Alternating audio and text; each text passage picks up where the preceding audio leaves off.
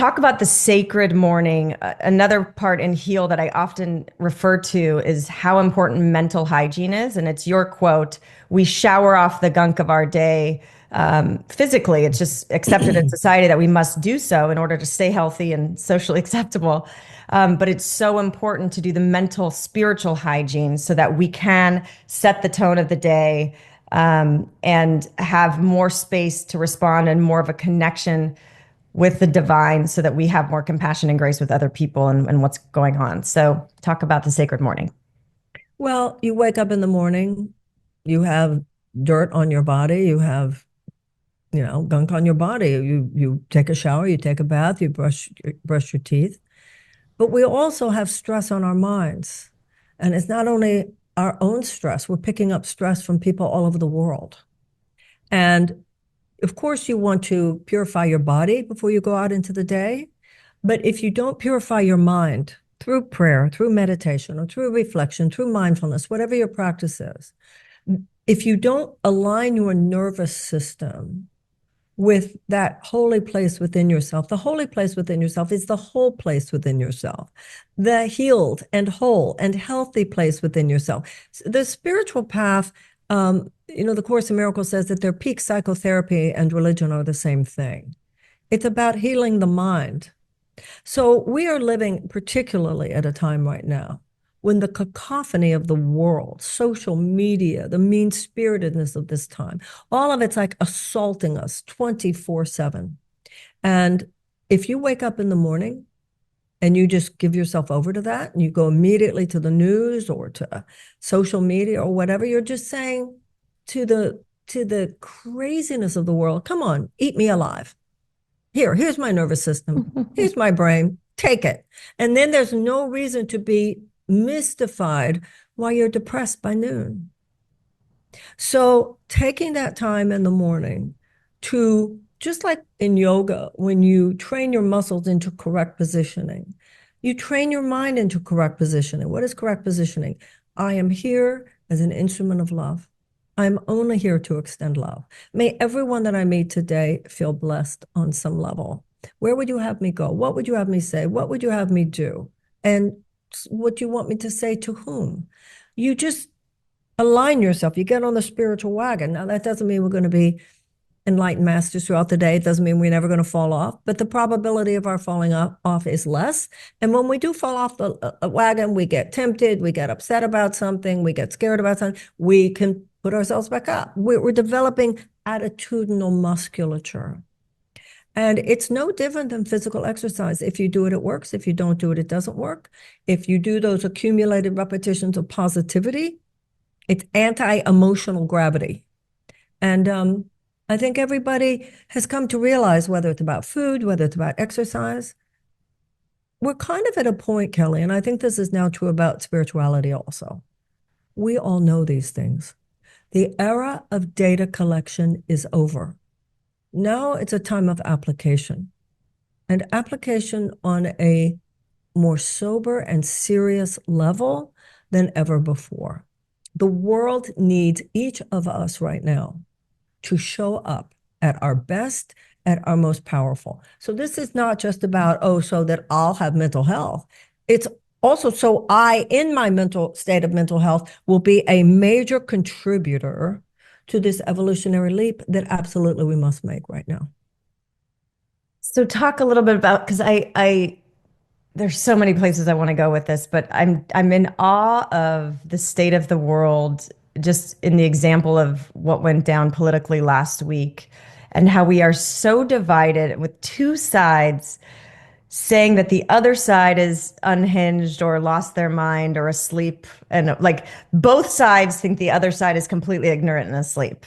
And it's like, it's back to that, obviously there's a lot of fear that has infected this, zeitgeist and the collective, and social media algorithms is, feeding this and feeding you more of what you believe and putting fuel on the divisive fire. But give us your perspective on how to come back into unity when there's so much wrong making, where I'm just trying to stay neutral and go like, this is this like patriarchal pimple popping. Like systems need to break down. It may not look like how we think it should look like. It's certainly not pretty or perfect, but you know, I don't know. I'm just trying to stay neutral and I'm just in awe of this like the both sides thinking the other side is crazy and completely wrong and asleep and ignorant. Well, I don't think it's about neutrality. It's about realizing that both sides are right about that. Um, in a free society, we don't all have to agree. Nobody owes it to you to agree with you. Where there is so much meanness at people for having the audacity to not agree with me. And that kind of arrogance, that kind of self-righteousness is on the left and on the right. So with everything, it's the issue of what are you demonstrating? And that's honor. That's respect for people. I notice in politics a lot these days, there are people I don't agree with that are making some important points. And people that I agree with on policy who are acting like absolute jerks. So I think all of us have to step back and remember what is happening in this country. In a free society, everybody gets to have their opinion. Nobody has a monopoly on truth, and nobody gets to own this country. I mean, even when one side wins an election, that doesn't mean the rest of us don't have a voice. I mean, that's what a free society is. And I think at this point, it's always the change in us. It's to the mean-spiritedness that's out there.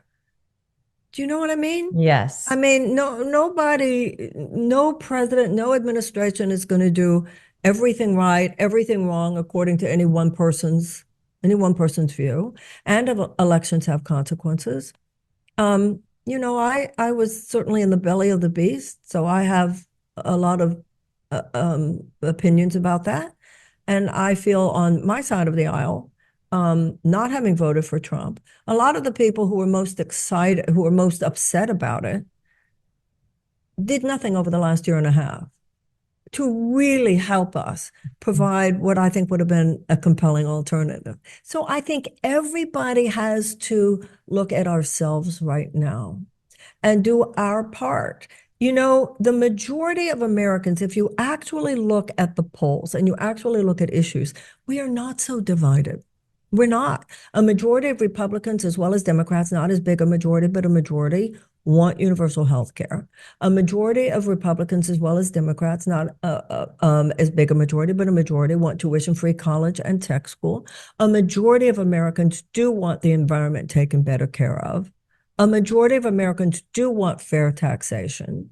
So we're living at a time when the real dichotomy is not between left and right. So much of that is created, like you said, by the algorithms, by media that's taking advantage of all that. And that's not the way. The miracle comes from love. The miracle comes from mutual honor and respect.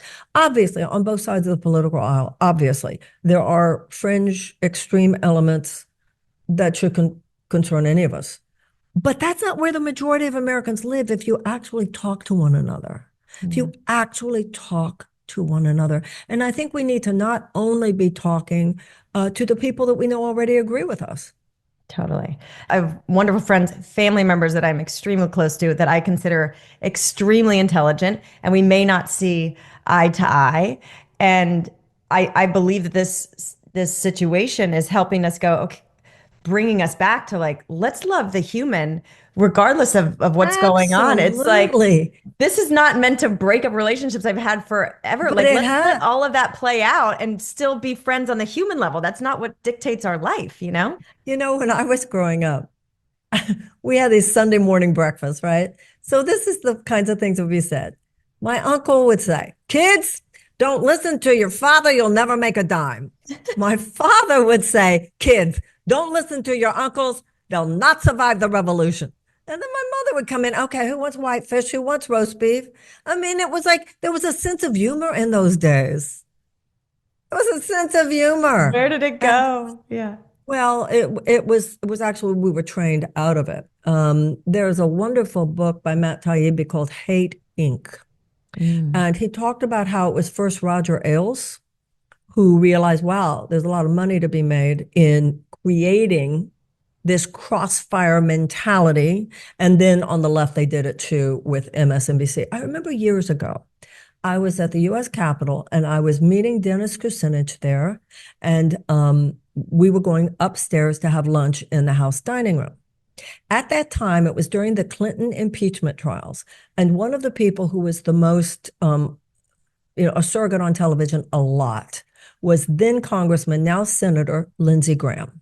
And he was just pounding on Clinton and pounding on Clinton and pounding on Clinton. So I'm with Dennis Kucinich, who is a major Department of Peace person.